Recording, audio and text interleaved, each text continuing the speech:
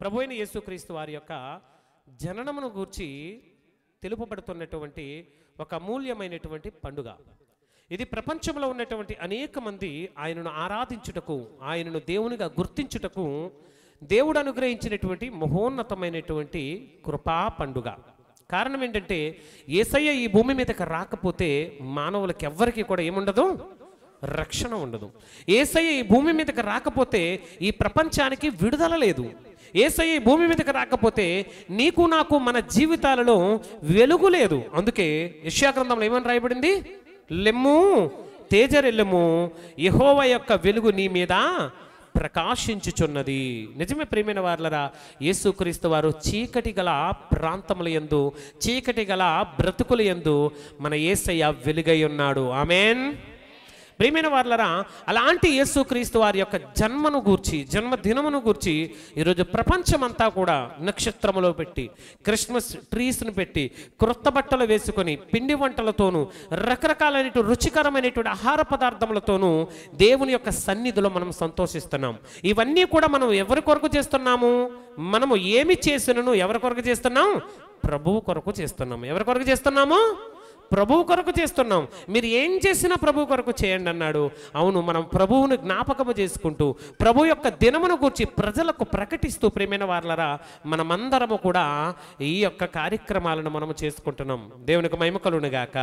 ప్రియమైన వారలారా, మరి ఈ యొక్క సమయంలో దేవుని యొక్క మహాకృపను బట్టి నలుగురు వ్యక్తులు మరి దేవుని యొక్క సన్నిధిలో రక్షణలోనికి వచ్చారు, రక్షింపబడి ఉన్నారు. దయచేసి మీ నలుగురు ఒకసారి నిల్చుంటే సంఘానికి మిమ్మల్ని ఈ రోజు నుండి మీరు కూడా సంఘములో సభ్యులై ఉన్నారు. ఏమై ఉన్నారు?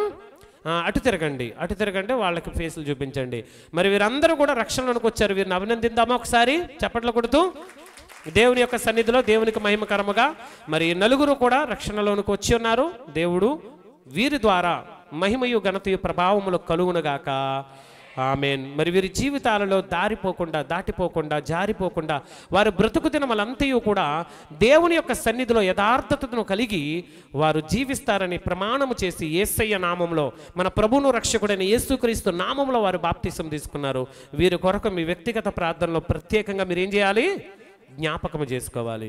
కూర్చోండి తల్లి, కూర్చోండి. మరి ఈ నలుగురికి కూడా మరి క్రీస్తు యొక్క శరీరము, క్రీస్తు యొక్క రక్తము మరి ఇవ్వబడుతుంది. చివరి ప్రార్థనలో మనము దీనిని వారికి అందచేద్దాము. వారి కొరకు సిద్ధం చేయబడింది. ఎందుకంటే సంఘములో చేర్చబడ్డారు కాబట్టి వీరు ఇప్పుడు లేపబడాలి అంటే అంత్య దినమున క్రీస్తు యొక్క శరీరమును, క్రీస్తు యొక్క రక్తమును వారు తీసుకోవాలి. కాబట్టి అప్పటి నుంచి వారు మనతో పాటుగా ఏమవుతారు?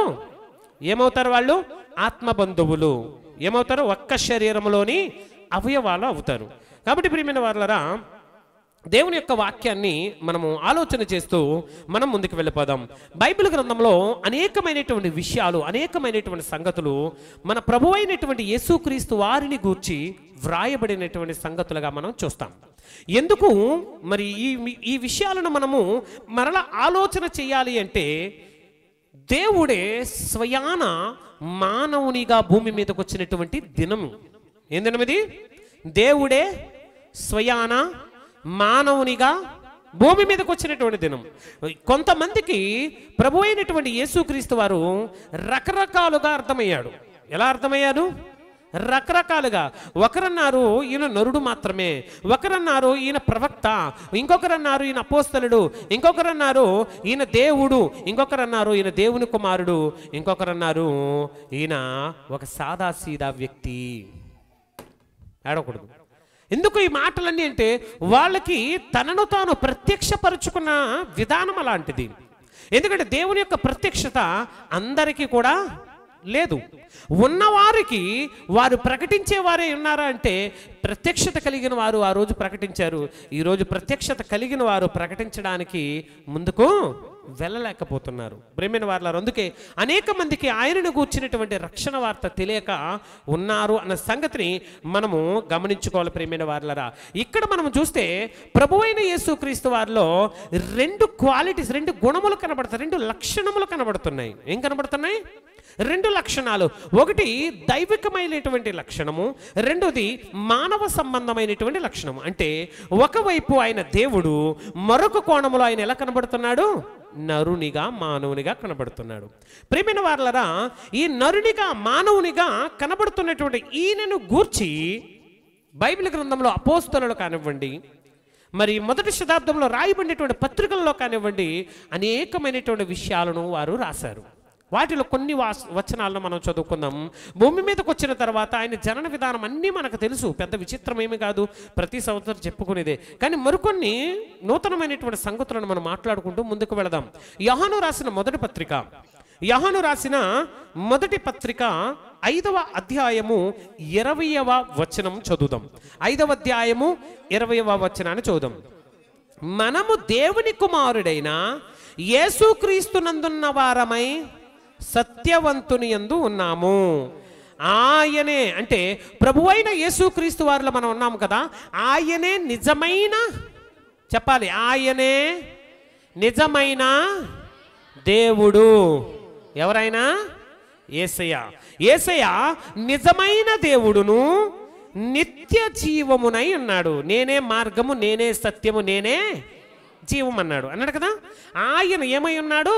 నిజమైన దేవుడు. ఉట్టుట్టు దేవుడు కాదు ఆయన, అబద్ధానికి ఏదో సరదాగా చెప్పుకునే దేవుడు కాదు ఆయన. ఆయనే నిజమైన దేవుడై ఉన్నాడు.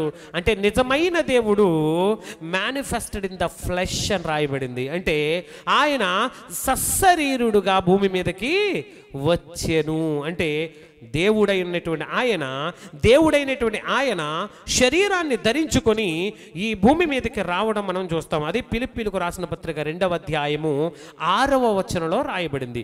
ఫిలిప్పీలకు రాసిన పత్రిక 2వ అధ్యాయము 6వ వచనంలో మనం చూస్తాం. ఆయన దేవుని స్వరూపము కలిగిన వాడయ్యుండి దేవునితో సమానముగా ఉండుట విడిచిపెట్టకూడని భాగ్యమని ఏం చేయలేదు? ఎంచుకొనలేదు. దేవునితో సమానముగా ఉన్నటువంటి భాగ్యాన్ని అతడు కలిగి ఉన్నా, అలాంటి గొప్ప అవకాశాన్ని అతడు కలిగి ఉన్నా ఎంచుకోలేదట. నాకెందుకయ్యా సింహాసనము, నాకెందుకు ఆ గొప్పతనము, నా పిల్లలు భూమి మీద నశించిపోతూ ఉన్నారు, నా కుమార్తెలు భూమి మీద పాడైపోతూ ఉన్నారు, వారు చనిపోతూ ఉన్నారు, పాపంలో ఉండి వారు చచ్చిపోతున్నారు, వారిని ఏం చేయాలి? నేను ఇప్పుడు విడిపించాలి, వారిని రక్షించాలి, వారి రక్షణలోనికి తీసుకొని రావాలి అని సాక్షాత్తు ఆయనే తనకున్నటువంటి ఔన్నత్యాన్ని విడిచిపెట్టి ఎక్కడికి వచ్చేశారు? భూమి మీదకి వచ్చినట్లుగా ఇక్కడ మనం చూస్తాం. అదే తీతుకు రాసిన పత్రిక 2వ అధ్యాయం 13వ వచనంలో కూడా ఆయన అంటాడు. చూడండి, తీతుకు రాసిన పత్రిక 2వ అధ్యాయం 13వ వచనం, ఆయనగా మహాదేవుడును మన రక్షకుడైన యేసుక్రీస్తు యొక్క మహిమ యొక్క ప్రత్యక్షత కొరకు. యేసుక్రీస్తు వారు ఎవరై ఉన్నారు? మహాదేవుడు. ప్రియమైన వారలారా, దీనికి మహాదేవుడు అనేటువంటి దానికి గ్రీకులో వాడబడినటువంటి వర్డ్ ఏంటో తెలుసా? మెగా అనేటువంటి పదాన్ని వాడాడు. ఏ పదాన్ని వాడారు? మెగా అంటే గొప్ప దేవుడు, లేదా ఏంటండి మహాదేవుడు అనేటువంటి అర్థం వస్తుంది. ఆయన ఎవరట? గొప్ప దేవుడును మహాదేవుడును. అంటే మహాదేవుడు ఇప్పుడు ఎక్కడికి వచ్చేసాడు? ఈ లోకానికి మన కోసం, మనల్ని రక్షించడం కోసం ఆయన వచ్చాడు. ఆయనకున్న శక్తి ఏంటో తెలుసా? రోమా 9:5 అంటాడు, ఆయన సర్వాధికారి అయినా ఆయన ఏమై ఉన్నాడు? యేసుక్రీస్తు వారు ఏమై ఉన్నారు?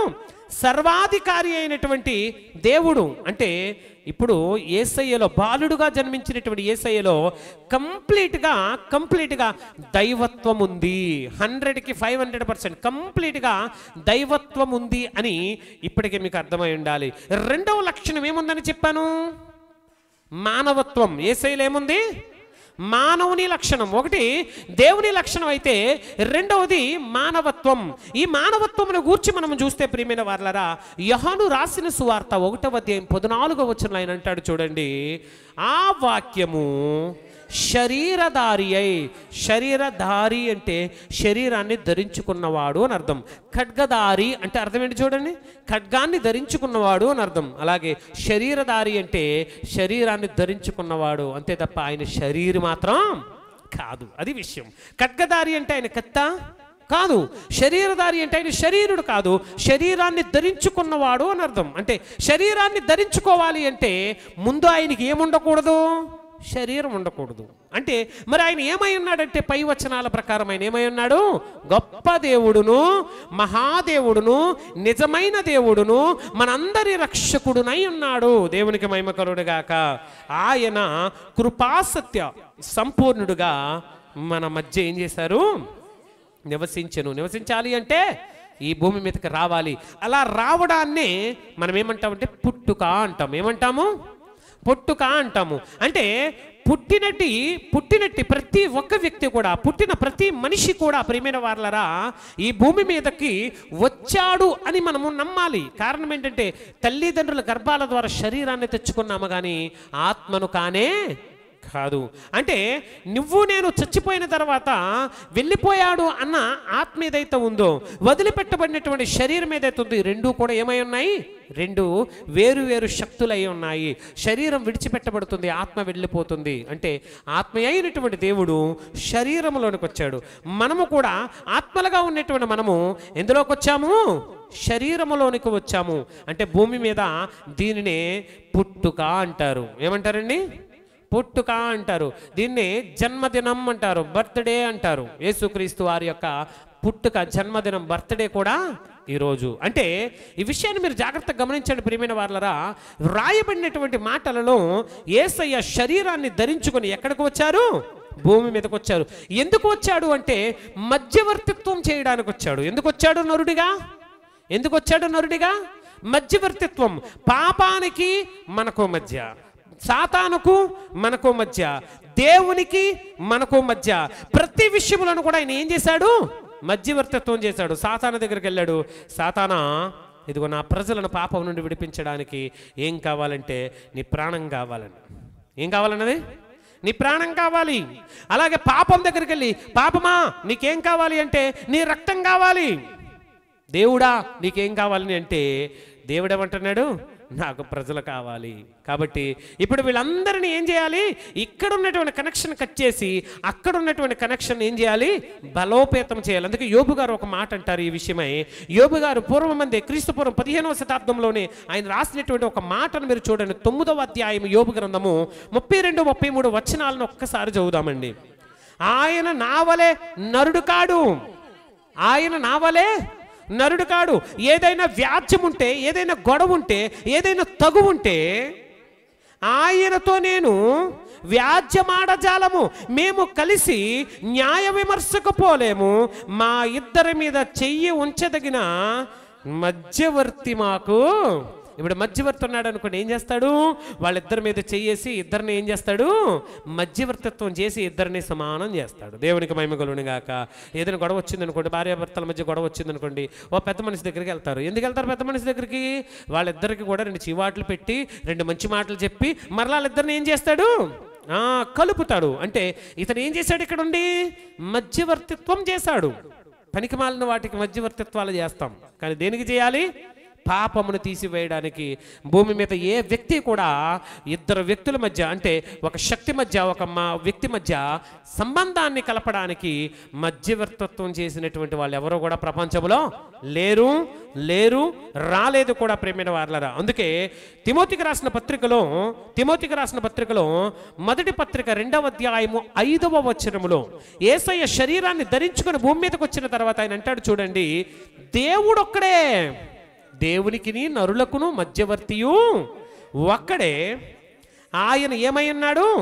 క్రీస్తు యేసును నరుడై ఉన్నాడు. అంటే నరుడిగా వచ్చినప్పుడు ఎందుకు వచ్చాడు అంటే, నర రూపాన్ని దాల్చుకొని ఎందుకు వచ్చాడు అంటే, మధ్యవర్తిత్వము చేసి మధ్యనున్నటువంటి గోడను కూల్చి దేవునికి మానవునికి మధ్య ఉన్నటువంటి శత్రుత్వాన్ని తీసివేసి. శత్రుత్వం ఎలా వచ్చింది చెప్పండి? శత్రుత్వం ఎలా వచ్చింది? ఎందుకు వచ్చింది? మనం తెచ్చుకోలేదు.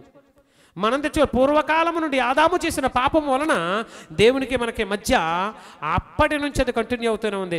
దానిని ప్రభువైన యేసుక్రీస్తు వారు సిలువ ద్వారా ఏం చేశారు? ఇప్పుడు కట్ చేశాడు. అంటే ఆదాము నుండి వస్తున్నటువంటి ప్రతి విధమైనటువంటి దోషమును, అపరాధమును మన మీద నుండి ఆయన ఏం చేశాడు?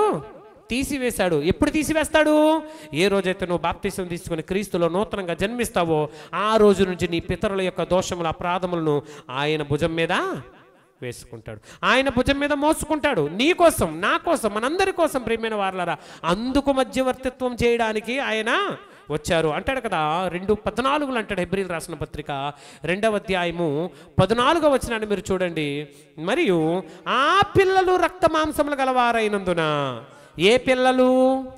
ఏ దేవుడైతే మనుషులను కన్నాడో ఆ దేవునికి మనుషులు ఏమవుతున్నారు? పిల్లలు అవుతున్నారు. ఏమవుతున్నారు చెప్పాలి? ఏమవుతాం మనము దేవునికి? పిల్లలము. ఆ పిల్లలు అంటే మనము రక్త మాంసములు కలిగిన వారమైనందున ఆ ప్రకారమే మరణం యొక్క బలము గలవానికిని, అనగా అపవాదిని మరణము ద్వారా నశింపచేయుటకు కావున ఏమంటే జీవితకాలం అంతయు కూడా 17వ వచనానికి వచ్చేది. 17వ వచనం, కావున ప్రజల పాపములకు పరిహారము కలుగుటకై దేవుని సంబంధమైన కార్యములలో కనికరము నమ్మకము గల ప్రధాన యాజకుడగు నిమిత్తము అన్ని విషయాల్లో ఆయన కూడా ఏం చేయవలసి వచ్చింది? మన వంటి సహోదరుల్లో మనలాంటివి మరి మనుషుల వలె ఆయన కూడా మారాల్సి వచ్చింది. వంటివాడు కావలసి వచ్చినంటే అర్థం ఏంటి? అంతకుముందు ఆయన కాడని అర్థం, అంతకుముందు ఆయన లేడని అర్థం. అంటే ఆ విధంగా లేడు, నరునిగా లేడు. కానీ మన కోసం, మనల్ని రక్షించడం కొరకు మనం పాపంలో ఉన్నాం. ఆ పిల్లలు పాపంలో ఉన్నందున ఆ మరణం యొక్క బలము గలవాని నుండి మనల్ని విడిపించాడు. అపవాది నుండి, మరణం నుండి మనల్ని ఏం చేయడానికి వచ్చాడు? ఆయన విడిపించడానికి వచ్చాడు. డీల్ చేసుకున్నాడు. నా ప్రాణం ఇస్తాను, నా పిల్లలను వదిలేయి, నా రక్తం ఇస్తాను, పాపమా నువ్వు నా పిల్లల్లోంచి బయటకు వచ్చేయని ఆయన మనందరి కొరకు తన రక్తమును, తన ప్రాణమును సమర్పించి మనందరికీ ఏమనుగ్రహించాడు? క్రిస్మస్ను అనుగ్రహించాడు. దేవునికి స్తోత్రం కలుగునుగాక. ప్రేమైన వారలారా, యేసుక్రీస్తు వారు తనను గూర్చి తాను కూడా ఏమని మాట్లాడుకున్నాండి? మనుష్య కుమారుడు పనికెత్తబడినప్పుడు అంటే యేసయ్య తనను గూర్చి తాను ఏమన్నాడు? నేను మనుష్యుని యొక్క కుమారుడిని, అంటే మానవునిగా వచ్చినటువంటి దైవ మానవుణ్ణి, మనిషిగా పుట్టినటువంటి దైవ మానవుణ్ణి అని తనను గూర్చి తాను ప్రకటించినటువంటి అనేక సందర్భాలను మనము చూస్తాం. ప్రేమైన వారలారా, యేసుక్రీస్తు వారిలో మన వలె అన్ని ఫీలింగ్స్ ఉన్నాయి, అన్ని స్వభావాలు ఉన్నాయి, ఒక పాప స్వభావం తప్ప ఏం లేదు ఆయనలో. ఎందుకంటే మరియ గర్భము పరిశుద్ధాత్మ వలన ఏం చేయబడిందని రాయబడింది? పరిశుద్ధపరచబడింది. కనుక పుట్టబోయే శిశువు పరిశుద్ధుడై సర్వోన్నతుని దేవుని కుమారుడు అనబడ్డాడు. పుట్టబోయే శిశువు పరిశుద్ధుడు అవ్వాలి అంటే పుట్టబోయే శిశువు కాదు కదా, ఎవరు కూడా పరిశుద్ధులు కారండి. ఒక యోహానును గూర్చి, బాప్తిస్మిచ్చి యోహాను గూర్చి ఏమని రాయబడుతుంది? పుట్టినది మొదలుకొని అతడు పరిశుద్ధాత్మ చేత నిండుకొనిన వాడై అని ఉంటుంది. కానీ యేసుక్రీస్తు వారు పుట్టక ముందు నుంచి కూడా పరిశుద్ధాత్మ చేత, అందుకే ఆయన పుట్టుక పాపము లేనిది. నరునికి పుట్టారు, మానవునికి పుట్టారు, స్త్రీకి పుట్టారు, కన్యకకు పుట్టారు, కానీ ఆయన పుట్టుకలో ఏమి లేదు? పాపం లేదు. మన పితరుల దోషాలు మన మీదకి వస్తున్నాయి, మన పితరుల అపరాధాలు మన మీదకి వస్తున్నాయి. కారణం మనం మన తల్లి తండ్రుల ద్వారా జన్మించిన వాళ్ళం. ఎలా జన్మించిన వాళ్ళము? తండ్రి ద్వారా మనము జన్మించిన వాళ్ళం. కానీ ప్రభు అయిన యేసుక్రీస్తు వారికి శారీరకమైనటువంటి తండ్రి ఎవరో కూడా లేరు. ఆయన తల్లి లేనివాడును, తండ్రి లేనివాడును, వంశావళి లేనివాడునై ఈ యొక్క సృష్టికి ఆది సంభూతుడై, ఆదియు అంతము లేనివాడై సర్వోన్నతుడైన దేవుని కుమారుని పోలి ఉన్నాడంటే ఒకవైపు దేవుడుగా, మరొక వైపు నరునిగా మనము ప్రభువైన యేసుక్రీస్తు వారిని మనము చూస్తాం. ప్రియమైన వారలారా, అంత మాత్రమే కాదు, ఆయన మనలాంటి స్వభావాన్ని కలిగి ఉన్నాడని చెప్పాం కదా. ఒక పాపం విషయంలో తప్ప ప్రతి స్వభావం మనలా కలిగి ఉన్నాడు. కారణం ఏంటంటే మన అపరాధములను భరించడానికి. యెషయా గ్రంథంలో రాయబడి ఉంటుంది. యెషయా గ్రంథం 53వ అధ్యాయం 9వ వచనంలో అంటాడు, అతని నోట ఏ కపటము కూడా లేదు, అతడు మన కోసం పాపముగా మారిపోయాడు. అంటే మన పాపాలు ఆయన మీదకి వెళ్ళడం వలన, మన దోష శిక్ష ఆయన మీద పడడం వలన ఆయనలో పాపం వచ్చిందే తప్ప ఆయన లోపల ఇంటర్నల్గా కానీ ఎక్స్టర్నల్గా కానీ ఆయనకు అసలు పాపం అనేదే. కానీ ఎవరి కోసమో తెలుసా? ఒకసారి చూద్దాం. కొరింథీయులకు రాసిన 2వ పత్రికలో ఈ మాట స్పష్టంగా రాశాడు. 5వ అధ్యాయము 21వ వచనాన్ని త్వరగా నేను మీ కాంటెస్ట్ అర్థం కావడం కోసం చెప్పుకుంటూ వెళ్తాను, అర్థం చేసుకోండి. కొరింథీయులకు రాసిన 2వ పత్రిక 5వ అధ్యాయం 21వ వచనం, ఎందుకనగా మనం ఆయన యందు దేవుని నీతి అగునట్లు, మనం ఆయన యందు దేవుని నీతి అగునట్లు పాపము ఎరుగని ఆయనను మన కోసము పాపముగా చేసెను. పాపమే ఎరగని ఆయన అంటే ఆయనలో ఏమీ కూడా, ఏ పాపము కూడా, కానీ మన కోసము పాప శరీర ఆకారాన్ని ఇచ్చాడు. ఈ శరీర ఆకారం, పాప శరీర ఆకారంలోనే పాపం నివసించగలదు, అంటే పాపము రాగలదు. ఆ పాపం ఎప్పుడైతే ఆయన మీదకి వచ్చిందో ఆ సిలువలో వాటిని అన్నిటిని కూడా ఏం చేశాడు? ఆయన జయించి వేశాడు. ప్రేమైన వారలారా గమనించండి, ఆయన నిర్దోషి, నిష్కల్మషుడు, పాపులలో చేరక ప్రత్యేకముగా ఉన్నవాడు, ఆకాశ మండలము కంటే మిక్కిలి హెచ్చైన వాడు, ఇట్టి ప్రధాన యాజకుడు మనకున్నాడు అని మరొక చోట రాయబడింది. ప్రేమైన వారలారా, ఇలా యేసుక్రీస్తు వారిని మనము చూసినప్పుడు రెండు విధాలుగా మనము చూస్తాం. ఒకటి, శరీరధారిగా మన మధ్య నివసించిన క్రీస్తును చూడొచ్చు. రెండవది, మహాదేవునిగా, గొప్ప దేవునిగా, దేవత్వం యొక్క సర్వ పరిపూర్ణతను కలిగినటువంటి వాణిగా ఆయన పరలోకంలో ఉండడం మనము చూస్తూ ఉన్నాం. అలాంటి శక్తిమంతుడైనటువంటి దేవుడు సశరీరుడుగా మన మధ్య ఏమయ్యారు?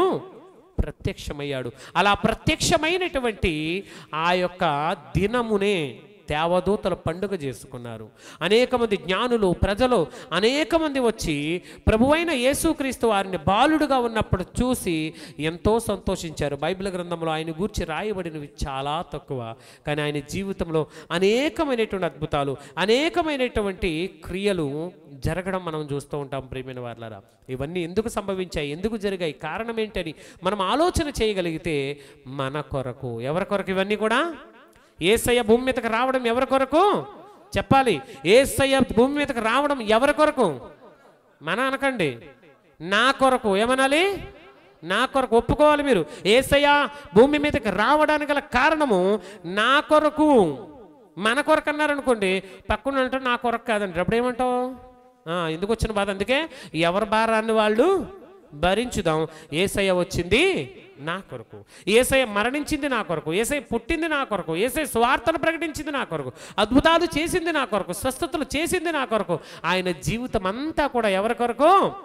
నా కొరకు అని మనం విశ్వసించాలి. ప్రియమైన వారలారా, అందుకే గలతీ 4:4 అంటాడు, కాలము పరిపూర్ణమైనప్పుడు ఆయన జరగవలసిన ఏర్పాటును బట్టి ఆయన స్త్రీ యందు పుట్టి మనము దత్తపుత్రులు కావాలనని ధర్మశాస్త్రానికి లోబడి ఉన్న వారిని విమోచించుటకై యేసయ్య ఏమయ్యారండి?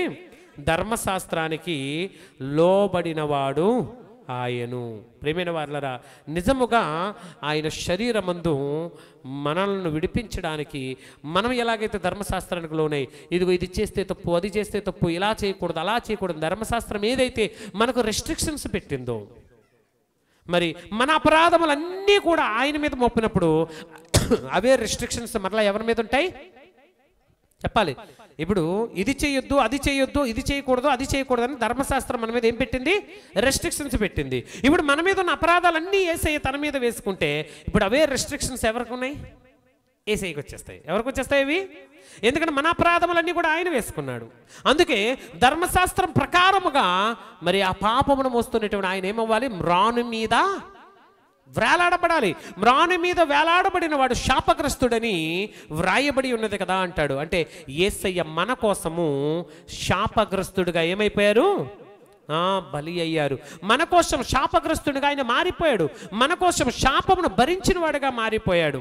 స్వరూపము లేదు ఆయనలో, సొగస్సు లేదు ఆయనలో, మనుషులు ఆయనను పోల్చడానికి కూడా ఎటువంటి పోలిక లేనివాడుగా దేవుడు మరి ఆ రోజు మారిపోయినట్లుగా మనం చూస్తాం. ప్రియమైన వారలారా, ఈరోజు ప్రభువైన యేసుక్రీస్తు వారి యొక్క శక్తి ఏంటో తెలుసా? ఇంకా బాలుడు, ఇంకా చిన్నపిల్లాడని మనం చూడకూడదు. ఇంకా మన ఆలోచనలు మారాలి. యేసయ్య పుట్టాడంటే బాలుడిగా మనం చూడకూడదు, ఇంకా రక్షణను మాత్రమే చూడాలి. ఈరోజు యేసయ్య అంటాడు కదా, మత్తయి సువార్త 28:18 అంటాడు, భూమి మీదను పరలోకమందు నాకు సర్వాధికారము ఏమైబడి ఉంది చెప్పండి? ఎక్కడెక్కడ? భూమి మీదను పరలోకమందును నాకు సర్వాధికారము ఇయ్యబడి ఉన్నది కనుక 20 వచనం అంటాడు, నేను మీకు ఏ ఏ సంగతులను ఆజ్ఞాపించితినో, నేను ఏవైతే చెప్పానో. మనకి ఇలా అవకాశం ఉంది కాబట్టి ధీమాగా పండగ చేసుకుంటున్నాం. లేదంటే అవకాశం లేకపోతే మనం ఏం చేయాలి? ఇప్పుడు యేసయ్యను గురించి చెప్పే పనిలో ఉండాలి, పండగ చేసుకునే పనిలో కాదు.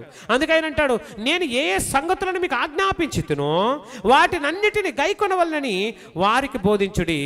యేసయ్య శరీరంతో లేకపోయినా సదాకాలం మనతో కూడా ఉన్నాడు. దేవునికి స్తోత్రం కలుగునుగాక. ప్రియమైన వారలారా, ఆయన దైవ మానవుడు. ఎవరు? భూమి మీద జన్మించినటువంటి యేసయ్య ఎవరండి? దైవ మానవుడు. ఆయన భూమి మీదకు వచ్చినప్పుడు ఆయన యొక్క ప్రసన్నత, ఆయన యొక్క శక్తిని గూర్చి, ఆయన యొక్క ఒరిజినల్ రూపమును గూర్చి దేవదూతలు మొట్టమొదటిగా చూసి యేసువారి మహిమను చూసి ఎంత సంతోషించే తెలుసా? దూతలు పాటలు పాడే, అవే మనము పాటల్లో కూడా పాడుకుంటూ ఉంటాయి. పరలోక దూత సైన్య సమూహం అంతా కూడా ఏం పాడాయండి? పాటలు పాడాయి. ఎందుకు ఆనందము? పరలోకములో కోటాను కోట్ల సంవత్సరాలుగా వారు యేసయ్యను స్తుతిస్తూనే ఉన్నారు. కానీ ఏనాడు యేసయ్యను కళ్ళెత్తి చూసే ధైర్యం కూడా వాళ్ళకి లేదు. ప్రేమైన వాళ్ళరా, ఒకవేళ యేసయ్యను చూసే అంత శక్తి ఎవరికైనా ఉందంటే ఎవరికీ లేదండి. ఎవరైనా పరలోకంలో ఉన్నారంటే ఎవరికీ లేదు. అందుకే ఎప్పుడైతే యేసయ్య భూమి మీదకి విజువలైజేషన్లోనికి వచ్చాడో, చూడగలిగిన రూపంలోనికి వచ్చాడో, ఆ రూపాన్ని చూసినటువంటి దేవదూతలు ఆహా ఎంత అందంగా ఉన్నాడు, ఆహా మహానుభావుడు ఎంత అద్భుతంగా ఉన్నాడని పరలోక సైన్యం అంతయు కూడా ఏం పాడారట?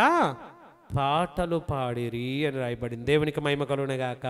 ప్రేమైన వారలారా, యేసయ్య అలాంటి దేవుడు అండి. అందుకే ఈయన సర్వాధికారి అయిన దేవుడు. శరీరమును బట్టి క్రీస్తు వీరిలో పుట్టెను. ఎక్కడ పుట్టాడు? శరీరమును బట్టి, అంటే శరీర ప్రకారంగానే క్రీస్తు అబ్రహాము సంతానము లేదా యాకోబు సంతానము, ఇశ్రాయేలుల సంతానము. కానీ ఈయన ఏమై ఉన్నాడు? 9:5 రోమీలకు రాసిన పత్రిక, ఈయన సర్వాధికారి అయిన దేవుడై ఉండి నిరంతరము ఏమై ఉన్నాడు? నిరంతరం పరలోకంలో పరిశుద్ధుడు పరిశుద్ధుడని స్తుతింపబడుతున్నటువంటి దేవుడై ఉన్నాడు. అందుకే ఈరోజు మనం నిలబడి మన చేతులను పైకెత్తి ఆరాధన చేస్తూ ఉన్నాం యేసయ్యను. మనం నిలబడి మన చేతులను పైకెత్తి దేవుని స్తుతిస్తూ ఉన్నాం. ప్రేమైన వారలారా, ఆ స్తుతి, ఆ ఆరాధన అదంతయు కూడా నీకంటే ఘనముగా, నీకంటే గొప్పగా పరలోకంలో జరుగుతుంది. కానీ పరలోకంలో జరిగేటువంటి ఆ మేళతాళ అవన్నీ కూడా దేవునికి ఇష్టం లేదు. నీ నోటితో దేవుణ్ణి స్తుతించాలని చూస్తున్నాడు. మన నోటితో దేవుణ్ణి మనం స్తుతించాలని చూస్తున్నాడు. ఆయన ఎదురు చూస్తున్నది అది. ప్రేమైన వారలారా, మనము ఆయనను గణపరచాలని చూస్తున్నాడు. ఆహా ప్రభువా, ఈ 2 చేతులు ఎంత అందంగా చేసావు ప్రభువా. ఆహా ప్రభువా, ఈ తల ఎంత నల్లగా చేసావు ప్రభువా. ఆహా నన్ను ఎంత అందంగా చేసావు ప్రభువా. నాకు ఆహారం చేసావు ప్రభువా. ఈ ప్రకృతిని చేసావు ప్రభువా అని ప్రతి క్షణము ప్రతి విషయంలో మనం దేవుడిని ఏం చేయాలి? స్తుతించాలని దేవుడు చూస్తున్నాడు. నీ స్తుతుల మూలంగానే ఆయనకు మహిమ వస్తుందా? నీ ఘనత, నీవు చెల్లించేటువంటి స్తుతుల మూలంగా ఆయనకు ఘనత వస్తుందా? లేకపోతే ఆయన స్తుతించేవారు లేరా? బైబిల్ ఏమని రాయబడింది? గాన ప్రతిగానముల చేత దివారాత్రములు ఆయనను స్తుతించుచుండెను అని రాయబడింది. అంటే గానములు ప్రతిగానములు. గాన ప్రతిగానములు అంటే ఏంటి తెలుసా అండి? ఒక వ్యక్తి ఇక్కడ పాడతాడు, దానికి ఆపోజిట్లో కోరస్ అవతల పాడతారు. ఒక వ్యక్తి ఇక్కడ పాడుతున్నాడు, కోరస్ అవతల పాడుతున్నాడు. గానము ప్రతిగానము, గానము ప్రతిగానములు. అంటే ఇలా ఒక పాట పాడినప్పుడు ఈ గాన ప్రతిగానముల చేత అక్కడ ఉన్నటువంటి గడప కమ్ముల పునాదులు ఏమైపోతున్నాయి? అదిరిపోయేంత ఆరాధన జరుగుతుంది. మనం ఆరాధన చేస్తే చేతులే పైకి ఎత్తట్లా, ఎలా చొట్ట చేతులు ఎలా అయిపోతుంది? ఓ పైకి లేపండి అంటే ఎలా వెళ్తాను, మళ్ళీ చప్పట్లు కొట్టండి అంటే లేదు, చచ్చుబడిపోయే చేతులు. చప్పట్లు కొట్టడానికి లేదు, పైకి ఎత్తడానికి లేదు. చేతులను దేవుడికి వైపు చూపిస్తూ ఏంటి? వట్టి చేతులతో ఉన్నాము ప్రభువా అంటే నీ చేతులు చూపిస్తేనే కదా. ఏమైనా డబ్బులు అప్పు కావాలనుకోండి, ఏమని అడుగుతాం? ఇలా అంటామా? ఏమంటాం? ఇలా అంటాం. అంతేనా? ఎలాగనే ఎలా అంటాం? ఎలా అంటామా? ప్రభువా ఆయన్ని స్తుతించేటప్పుడు వట్టి చేతులతో ఉన్నాము, ఈ చేతులను నింపు. హృదయాలను పైకెత్తినప్పుడు వట్టి హృదయాలతో వచ్చాము, ఈ హృదయాన్ని నింపమని అడగాలి. నువ్వు అడగకపోతే నీకెందుకు ఇస్తాడు? చేతులు ఎత్తడమే నొప్పి అయితే, నోటి ద్వారా దేవుని స్తుతించడమే నొప్పి అయితే, పరలోకంలో దేవదూతలకు లేని నొప్పి నీకెందుకు? పరలోకంలో దేవదూతలు స్తుతిస్తున్నప్పుడు ఆయన సంతోషంతో ఉంటే నీ స్తుతుల మూలంగా ఆయన సంతోషించడా? ఒక మాటలో చెప్పాలంటే పాపుల ద్వారా అయినా ఎక్కువ దేవుడు స్తుతి పొందుతున్నాడు. ఎందుకంటే ప్రభువా మమ్మల్ని క్షమించు అని వాళ్ళు ఏం చేస్తుంటారండి? ప్రార్థిస్తూ ఉంటారు, పశ్చాత్తాపపడుతూ ఉంటారు. నమ్మేసుకున్నాము, దేవుళ్ళలోకి వచ్చేసామన్నటువంటి మన ద్వారా కాదు, వాళ్ళ ద్వారానే ఎక్కువ దేవుడు స్తుతిని పొందుతున్నాడు. అందుకే ప్రేమైన వారలారా, నేను పాపుల కొరకై ఈ లోకమునకు వచ్చి తిని అంటాడు. దేవునికి స్తోత్రం కలుగునుగాక. ప్రేమైన వారలారా, మన కొరకు ఆయన ఏం చేశాడండి? నీతిమంతుడైనటువంటి ఆయన మనను దేవుని యొద్దకు, పేతురు రాసిన మొదటి పత్రిక 3వ అధ్యాయం 18వ వచనం చదువుదాం ఒక్కసారి. పేతురు రాసిన మొదటి పత్రిక 3వ అధ్యాయం 18వ వచనాన్ని చదువుదాం. యాలయనగా మనలను దేవుని యొద్దకు తెచ్చుటకు అనీతిమంతుల కొరకు నీతిమంతుడైన క్రీస్తు శరీర విషయంలో చంపబడియు ఆత్మ విషయంలో మరల ఏమయ్యాడు? దేవునికి స్తోత్రం కలుగునుగాక. ఆయన చంపబడ్డాడు. ఎవరి కొరకు? అనీతిమంతుల కొరకు. ఎవరి కొరకు మామ చెప్పండి? అనీతిమంతుల కొరకు. అనీతిమంతులు అంటే ఎవరు? పక్కింటోలా, ఎదురింటోలా? మనం కాదనుకుంటున్నారు కానీ కొంపదీసి మనమే నెంబర్ 1. అందులో ఎవరుంటారు? అనీతిమంతులు. ఎవరైతే ముందుగా దేవుడి దగ్గరికి వచ్చారో వాళ్ళే. అందుకే పౌలు అంటాడు కదా, ఏంటి, పాపులందరికంటే నేను ఏ పాపిని అంటావా ప్రభువా? పక్కోడు తెగ పాపం చేసేస్తున్నాడు ప్రభువా, ఈడేదో నీతిమంతుడిలాగా. ఏటే ప్రార్థన ఎలా ఉంటుంది? పక్కోడు తెగ పాపం చేసేస్తున్నాడు ప్రభువా అంటే నీవు చేయట్లేదా? ఏంటి, పక్కోడు పాపాల గురించి ఎత్తి చూపిస్తాను, నీ పాపాల గురించి నువ్వు మాట్లాడవా? నీ పాపములను గురించి దేవుని దగ్గర అడగవా? పౌలు అంటున్నాడు, బాప్తీసం తీసుకున్న తర్వాత అన్నాడా ఈ మాట? బాప్తీసం తీసుకోకముందు అన్నాడా? చెప్పాలి. ఈ మాట ఎప్పుడు అన్నాడు పౌలు? బాప్తీసం తీసుకున్నాడు, శ్రమలను అనుభవిస్తున్నాడు, సువార్తను ప్రకటిస్తున్నాడు, ఏమిటి, ప్రజలకు వాక్యాన్ని ప్రకటిస్తున్నాడు, అనేక మందిని మారుస్తున్న సమయంలోనే ఆయన అంటున్న మాట, నేను పాపులందరికంటే ప్రధాన పాపిని. ముందు వరుసలో ఎవడన్నా ఉన్నాడంటే అందులో నెంబర్ 1 స్థానంలో నేనే. పౌలు నిజంగా పాపాలు వదిలేశాడండి. ఒక మాటలో చెప్పాలి, అన్నీ వదిలేశాడు. కానీ తనను తాను పాపిగా ఎంచుకుంటున్నాడు, తనను తాను తగ్గించుకుంటున్నాడు. కానీ మనకైతే ఎలా ఉంటుందండి? మన ప్రార్థనే హెచ్చింప ప్రార్థన. ప్రభువా నీకు తెలియదా ప్రభువా, నేను అది చేశాను సంగతి నీకు తెలియదా ప్రభువా? ఏంటి నువ్వు చేసింది ఆయనకేంటి? After all. కానీ మనం ఏమైనా ప్రార్థన, ప్రభువా నీ కోసం అది చేశాను కదా ప్రభువా. ఏంటి ఏం చేసావు? సృష్టిని చేసావా? పోనీ ఏంటి ఒక చింతపక్కన చేయగలవా అమ్మా? ఒక నేరుడు బండి చేయగలవా? ఎంత డబ్బు పెట్టినా చేయడం కష్టం. దాన్ని రూపాన్ని చేసుకొని ఇంట్లో పెట్టుకుంటాం, అందంగా ఉన్నాయి, పళ్ళు అందంగా ఉన్నాయని. కానీ తయారు చేయడం కష్టం. తినడానికి కొనుక్కొని తెచ్చుకుంటాం, కానీ తయారు చేయడం కష్టం. ఇవన్నీ చేసింది ఎవరు? దేవుడు. ఎవరి కోసం? పాపులమైన మన కొరకు. మనం తినాలి, మనం బ్రతకాలి, క్రీస్తు నమ్ముకోవాలి, క్రీస్తులకు రావాలి, క్రీస్తు కోసం జీవించాలి అనేటువంటి ఆశప్రియమైన వారలరా. ఆశ గల ప్రాణాన్ని దేవుడు ఏం చేస్తాడు? తృప్తిపరుస్తాడు. ఆశగల ప్రాణమున దేవుడు తృప్తిపరుస్తాడు. నీవు ఆశతో ఉంటే నీ ఆశను ఆయన నెరవేర్చుతారు. దేవునికి స్తోత్రం కలుగునుగాక. ప్రియమైన వారలరా, ఆయన తర్వాత మానవుని రూపం నుండి మరణములోనికి వెళ్ళాడు. మరణంలోనికి వెళ్ళి మానవులందరి కొరకు ఆయన మరణించి సమాధి చేయబడి 3వ దినాన తిరిగి లేచారు. ఆయన జీవాధిపతి అని రాయబడింది. ఆయన ఏ పతి? జీవానికి అధిపతి. ప్రియమైన వారలరా, ఆయన జీవాధిపతి. ఆయన జీవాధిపతి మహిమాస్వరూపి అయిన ప్రభు అని లోకంలో ఉన్న వాళ్ళకి ఎవరికి అప్పటికి తెలియదు.